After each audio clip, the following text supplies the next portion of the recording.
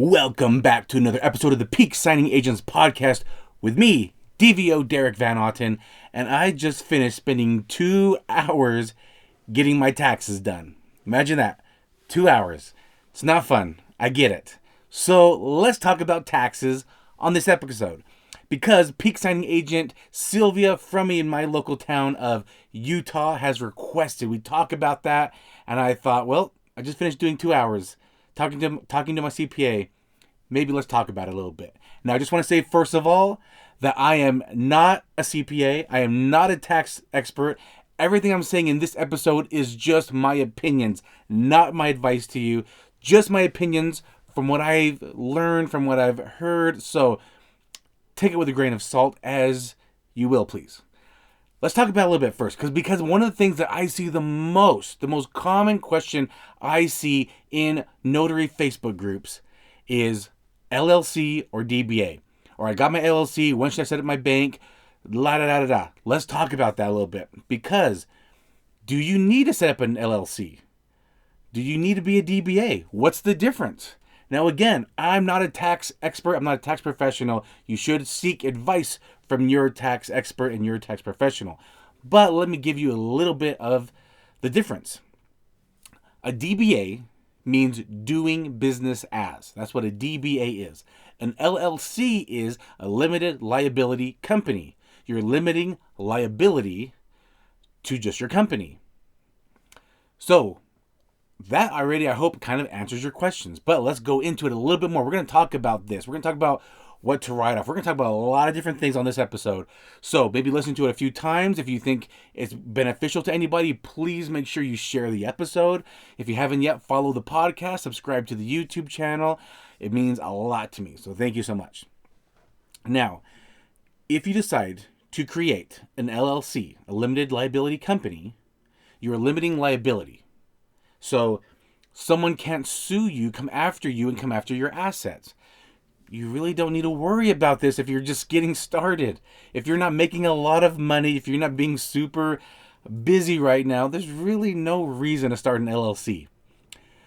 But you might want to think about doing a DBA, doing business as, because you can create whatever name you want. Let's just use my example. Derek owns Peak Signing, notary service, whatever you want to call it. Okay? I can do a DBA. Derek, or I should say, Peak Signing. No, I'm switching it around. Derek doing business as Peak Signing. And it's under my social security number. I just have to register with my state. And that's my state. I don't know. You also seek your state laws. Understand your state laws. I'm also going off of my real life example. Okay? So I can be Derek doing business as Peak Signing. And it's under my social security number. So everything is just mine. So when I do my taxes, maybe I have a job, maybe I'm just self-employed, maybe I have a W-2 that I have to file taxes with. All I'm doing is just saying, yeah, all these signing services, all these title companies are paying me a 1099, and it's under my social security number. When you fill out your W-9 as a DBA, it's just your name, and you put also the business name, your social, and everything just gets paid to your social. It's that easy. It's so simple. And there's nothing else you need to do. You're just doing business as a business. You're whoever you are doing business as whatever name you want to come up with. All right, it's that easy. Now, if you're like, I need an LLC for whatever reason, you're making big money, you have a lot of other businesses, you have a lot of other assets you want to keep separate, then maybe you want to do an LLC. Again, talk to your tax professional. If you're not doing big money, if you don't have a lot of assets, there really is not a reason to do an LLC, in my opinion. But again, do whatever makes you happy. But I just want to say this. If you create an LLC, you are now saying you are a business entity. So not only do you have to file your taxes, whether it's, again, maybe you have a job, maybe you don't, but not only are you going to file your personal taxes, because you still have to file personal taxes no matter what. You have to file personal taxes, and you now have to file business taxes. So you now have to file business taxes. That's an extra expense for you now, in case you didn't know. This is going to cause you an extra expense when you file your taxes. And you have to renew your LLC every year. That's going to cost you money. right? This is all expenses. Now, again, you can write them off, but these are all expenses of part of business. So, not only do you have to file personal taxes, you have to file business taxes, an extra expense, but then you're all now probably liable for self-employment taxes. You just cause yourself more expenses by creating an LLC. Now, to be honest with you, when I started my notary career, I started an LLC. The reason why is because I already had multiple other businesses. That is why I created an LLC. If I was brand new today, I didn't know anything, and I was getting started, I would create a DBA. There was just no point of creating an LLC brand new, because who knows? Who knows if I'm going to stick around with it? Who knows if I'll be successful at it? So I'm not going to stick around with it. And let's just say 5 years ago I started as a DBA. Now I'm making $100,000, $150,000, $200,000 a year. I can just create the same name, Peak Signing LLC, and now I can just go back to all my vendors, all my signing services, all the platforms. Everyone say, okay, now I am an LLC. Here's my new W-9 with my EIN number. You creating an EIN number triggers to the IRS that you plan on filing a tax return, okay, under the business name. So again, I wouldn't worry about that myself if I was just getting started, or if I wasn't that busy or being that successful yet. I would be a DBA. That's just my opinion. And if you're going to seek tax advice, again, you should go to a tax professional. I personally have a CPA. I have a lot of things happening, so I pay a CPA a lot of money every year to take care of my taxes for me. They're not fun. Again, I spent 2 hours there. It was not fun. But very informative, so I'll take that. So you can get a tax professional. You can get an enrolled agent. You can get a CPA. I personally wanted a CPA. I wanted a CPA, even though I know they cost money. I wanted to know that this person has spent a lot of time studying taxes. They spent a lot of time doing taxes. So that interests me. I'm like, okay, great. They know what they're doing. They know what they're talking about. This is what they do. They spent years and years going to school. And if I ever get audited, then a CPA or an enrolled agent can be there with me. They can be there with me as I'm audited. They can represent me. If you go to just like a tax preparer, for example, H&R Block, Jackson Hewitt, just one of those big blocks chains. If you go there at the big box joints, they can't represent you. I mean, they can help you during the audit, but they can't really represent you. They can be liable for things if something was wrong, but they can't represent you. And I like the idea that if I had a CPA, they could represent me. Now, again, it costs a pretty penny. So maybe if you're brand new, maybe don't get a CPA yet, but try to find someone that understands maybe the notary world a little bit about what it is that we get paid to do and what we're up for. So a good tax preparer will help save you money. Keep that in mind, right? That's the job of my CPA. My CPA, he told me, he's like, hey, Derek, your job is to make the money. My job is to help you with it. All right? I like that. I like our roles. They're defined. I'll make the money. You help me with it. Okay? I like that. So that's what you should be looking for in a tax professional as well. That they don't just do simple stuff, that they understand it. I'll tell you what I did. I wanted to learn a little bit more about taxes myself. I went to one of the big box stores. I actually went to Jackson Hewitt. H&R Block does it as well, but they teach free courses on taxes. And it's like a couple hours a week for a few weeks. I mean, at the end, they do try to get you to work with them, to go to one of their stores during the busy time. So they try to get you to do that. I really wasn't interested in doing that. But I did like the course. It did teach me a lot about business and taxes. And it's a free course. It's a free course that Jackson Hewitt and H&R Block do. I did it. I wanted to know more about taxes. I took one of their courses.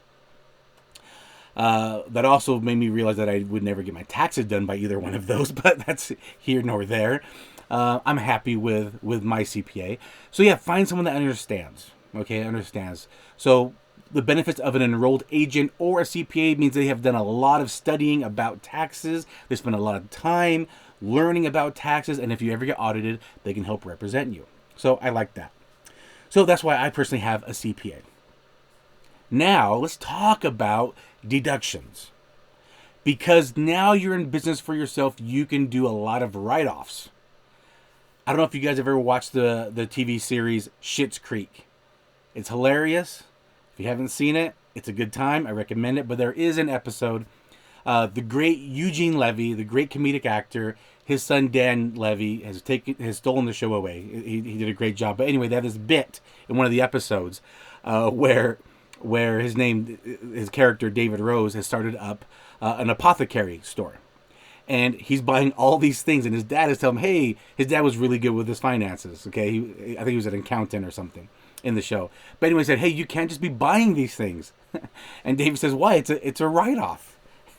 And it's just some back and forth, like, who writes it off? And David goes, I don't know, the tax write-off people. Anyway, it's a funny bit, and it just reminds me of a lot of people that just think, oh, it's a tax write-off. Just go ahead and do it. It's a write-off. Okay. Let's talk about that a little bit. Yes, when you're in business for yourself, there is a lot that can be written off. Speaking with my CPA, I'll kind of talk about some of that stuff as well here. Again, that was the discussion I had with my CPA. Seek advice from your tax professional. These are just my opinions, just things that I have heard. So keep that in mind. One thing I have heard from people, and I don't know if that really relates to my state, but just one thing I've heard is, for example, let's just say in your state, you can charge $10 per stamp. Okay? And let's say you're doing a loan package and there's 20 places for you to stamp. So if you take the 20 places you could stamp times the $10, that's $200 you could have made. But the signing service or the title company paid you, let's say, $100. So you could have got paid $200, you got paid $100, you lost $100. I don't know how this works. This is what I've heard, that is part of a tax write-off. I don't do that in my state. I don't have to charge at all. It's optional. And in fact, I don't even charge the signers. The title company is paying me a service fee. So I'm not even charging the signers. Again, I don't know how that works, but I'm just telling you this because this might be, something in your state that could be a write-off. I don't know. Keep that in mind. Again, I don't do it because in my state, I don't even have to charge them. And I don't know how that works with a counterbalance. Let's just say, again, I'm doing a seller package and I'm only stamping one page, the warranty deed.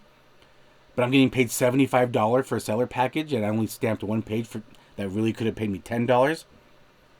I don't know. I'm just giving you guys some things I've heard on that. Talk to your tax professional. I don't know. I don't do it myself. Anyway, what can you write off? What can you do? Well, basically anything that has to do with your business. Keep in mind, you still have your what's it called? Standard deduction, because you do your personal taxes. So you still have a standard deduction. And depending whether you're married, single, it ranges, but it can be up to, over $20,000 if you're married filing jointly, over $20,000 on a standard deduction. So if you are kind of willy-nilly about like, oh, it's a tax deduction, it's a tax deduction, it's a tax write-off, it's a tax write-off, and you only qualify for your tax deduction, you might have just lost a lot of money. Just kind of being willy-nilly about it. So be smart about it, okay? Just kind of be smart when you think about tax write-offs. If you're thinking, oh, I can get this scanner for $400, but there's this other scanner for $500. It's a little cooler. It's a $100 difference, but I mean, it's a tax write-off.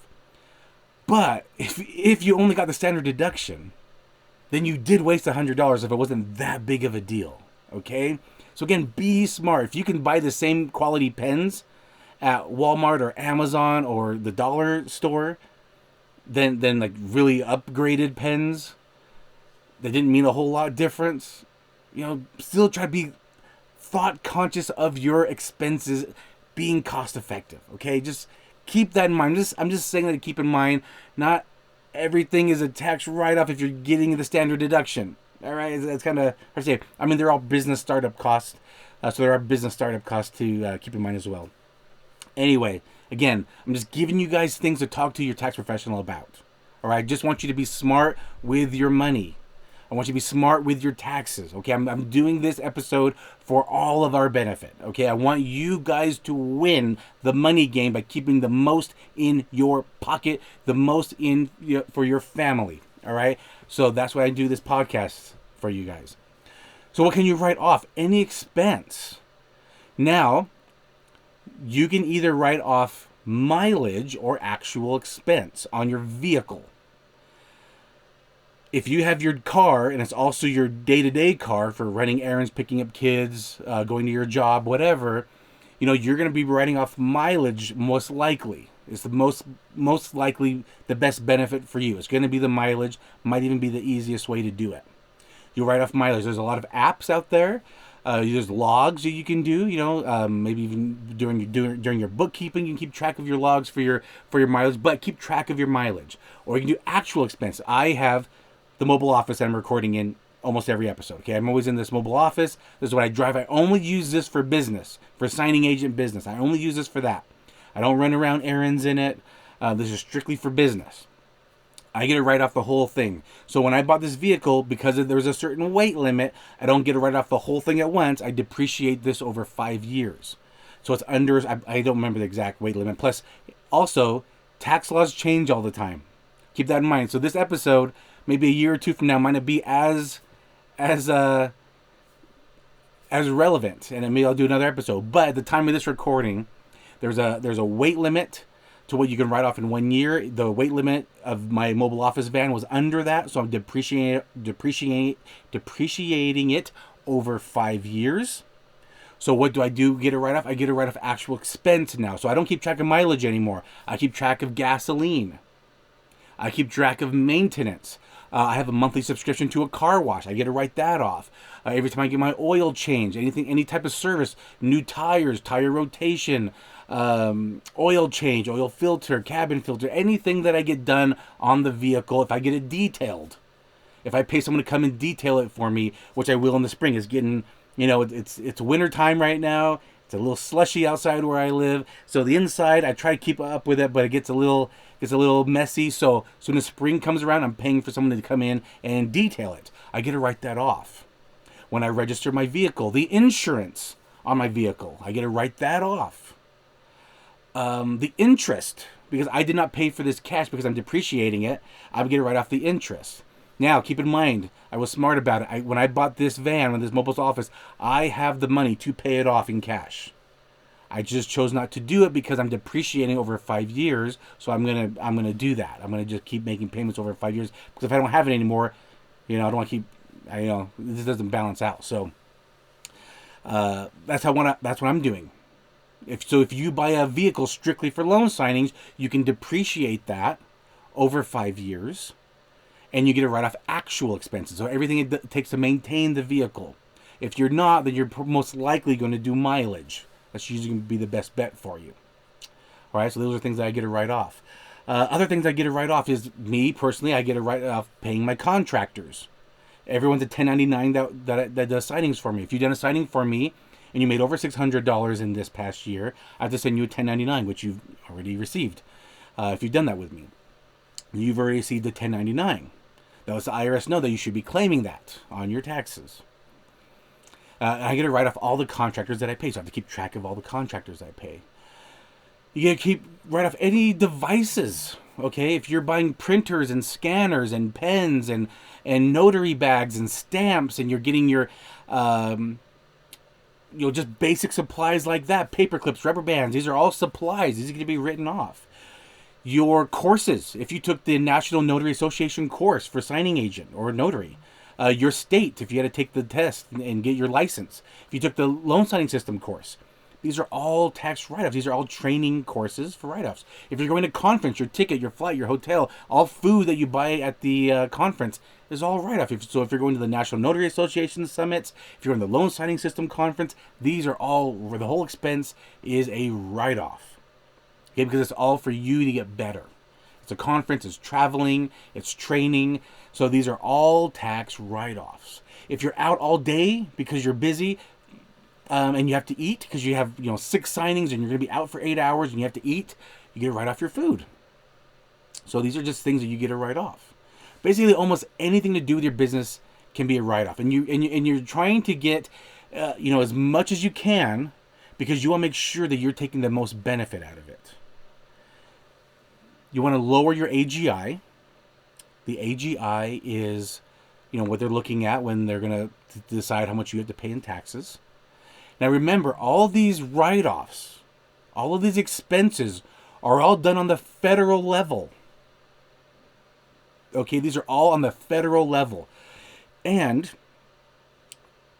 you're going to probably make quarterly estimates. When you're making a significant amount of money in your business entity, you have to make quarterly estimates of your taxes, and a professional tax professional should give you what that is. I personally just pay it all up in front at the beginning of the year, but you can do it in quarters, but you should be paying quarterly estimates. They'll tell you how much you should do, or you get penalized. Also, when you're a business, you don't have the typical window frame, right? Usually people have until April 15th to 18th to file their taxes. When you're a business entity, it might be March. So again, talk to your professional what category you put your business in, but where I'm at, I have to do mine by the middle of March, actually. I have to do mine a month earlier than everybody else. That's when mine is due. So February was really hectic trying to get all my tax stuff in line.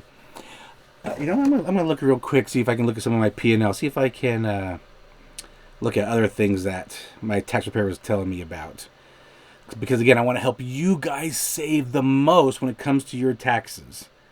Taxes, I know, are not the funnest, so I want to help all of you. Let me. Oh, come on. Here we go. All right. Other things I was able to write off. I'll actually share with you guys some things I would write off. My email subscription, because I pay. So what I did is I bought my website, my domain, through Google.